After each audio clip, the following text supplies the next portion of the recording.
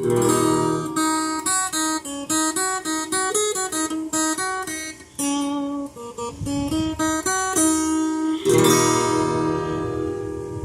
like that. Hello friends, so I wanted to talk about the events of September 11, but there's so much misinformation about September 11 that, the information that we are fed about September 11, it seems manufactured, and also it is completely, intended to misdirect us on what happens on September 11. A lot of the time you see nationalist propaganda being, perpetuated at you, including, the time when George W. Bush said that the terrorists hate us for our freedom. And it's first of all, what freedom? What are you talking about? But more importantly, it's just after the events of September 11, the steps necessary to prevent such an attack from happening again were not implemented. Instead, there was an entire, campaign to invade the war in Iraq. And, a lot of the time, there was this illusion that there was such a necessity for the invasion in the first place. And there even seems to be that discussion today with the action of Joe Biden pulling the troops out of Afghanistan. It seems there's a weird, oddly misplaced, and completely misguided discourse on, why we should stay in Iraq and Afghanistan. And that doesn't make sense to me at all, because the United States has an entire history of intervention, especially in the Middle East, and especially in other parts of the world. For example, on September 11, 1973, the United States bombed the government of Chile because Chile elected a Marxist, and they replaced him with a fucking capitalist dictatorship. So it's just holy fucking shit. It's like the whole history of the entire U.S. Intervention in other countries has been, completely unjustified in the first place. I mean, look at, Iran, which is another U.S. enemy. They overthrew Mohammad Mossadegh, the first democratically elected leader of the country, and then they replaced it with the Shah royal family for, intervention in the economy over there for over 20 years. Probably some fucking goddamn, display of, planes flying around with some fucking ceremony bullshit. Not Orwellian at all whatsoever. But, and that's what I'm saying. It's just that led to, the Iranian Revolution.